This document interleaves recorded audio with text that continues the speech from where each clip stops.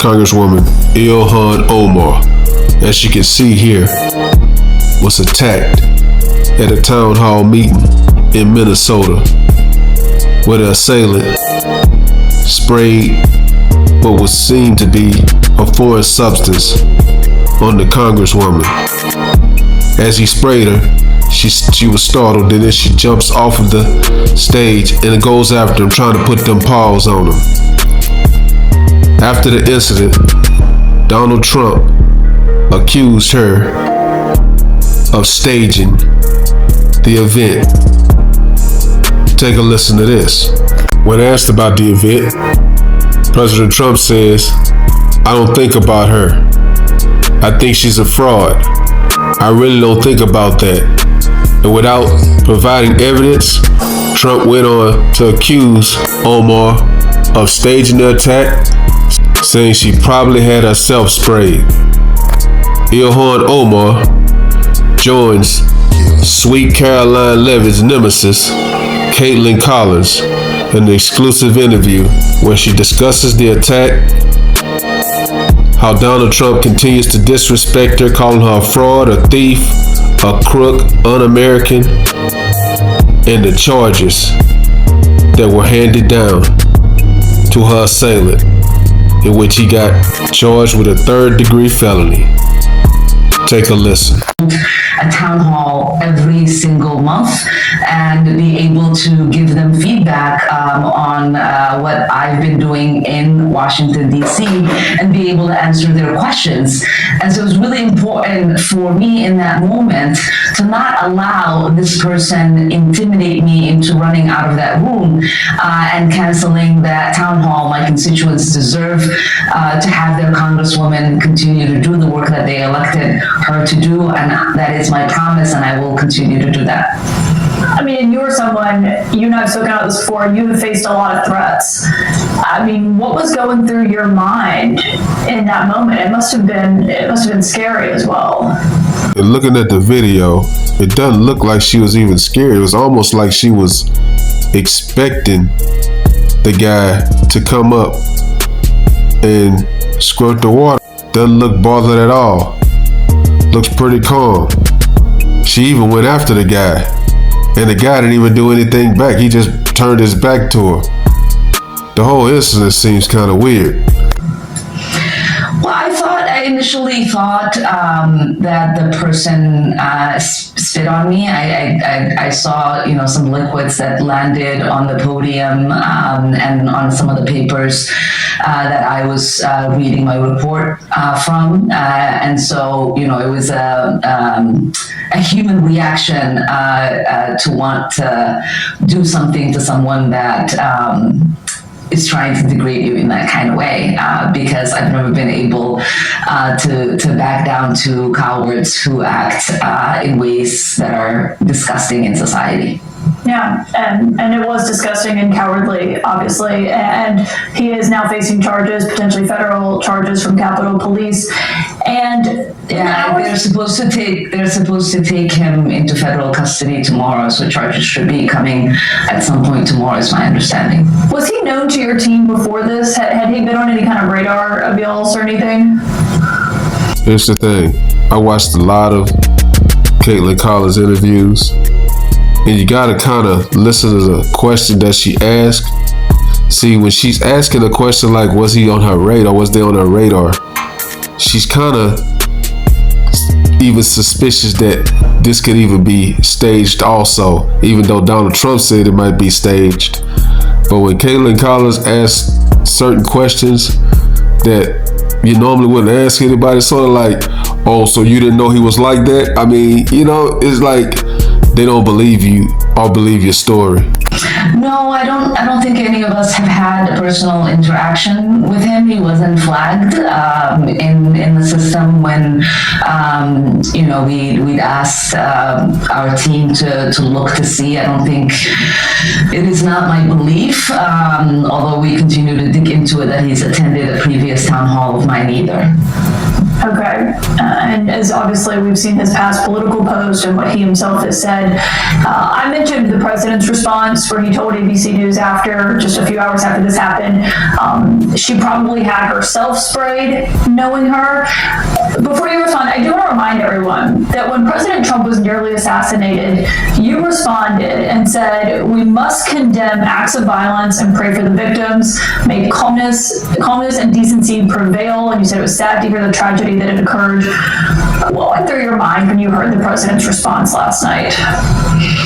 Well, the difference between the president and I is that I was raised to be a decent human being, and my faith teaches me to have compassion, and he lacks both of those things.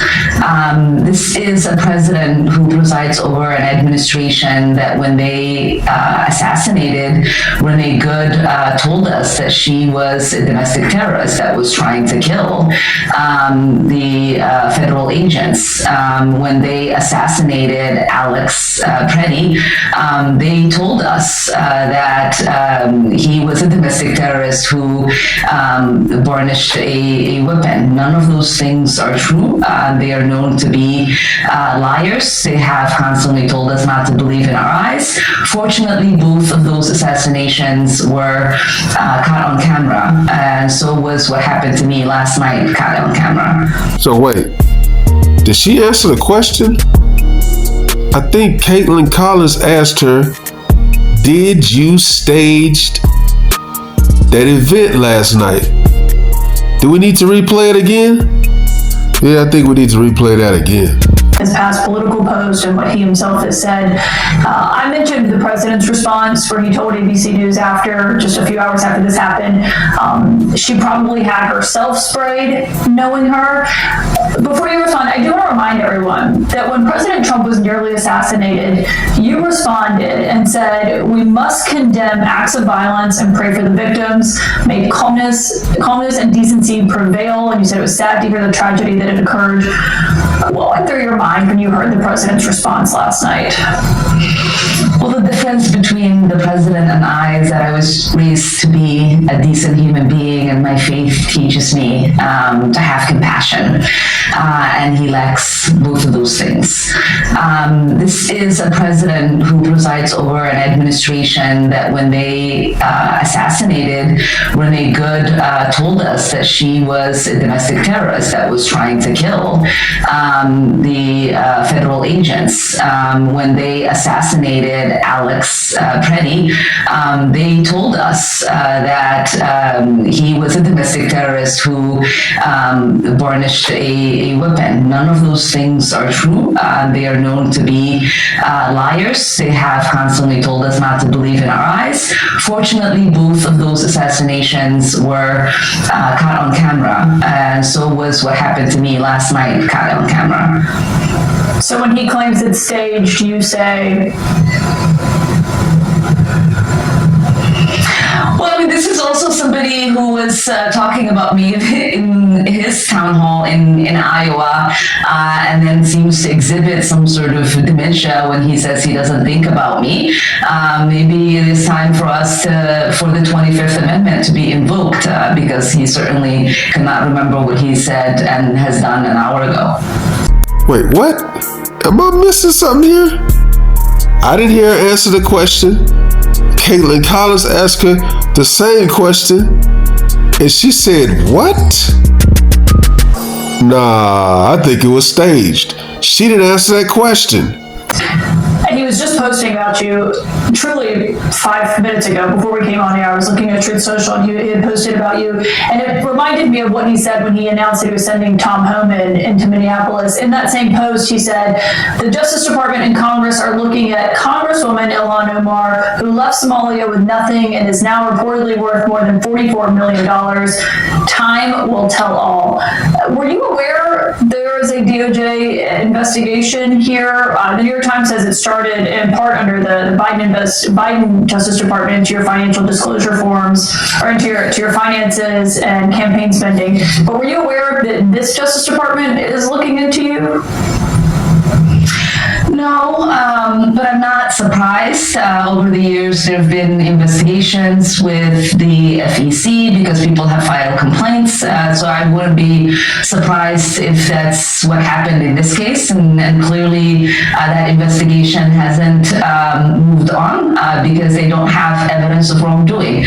And so I know that there's always been an attempt to smear my character, to smear the character of the community that I ethnically belong to.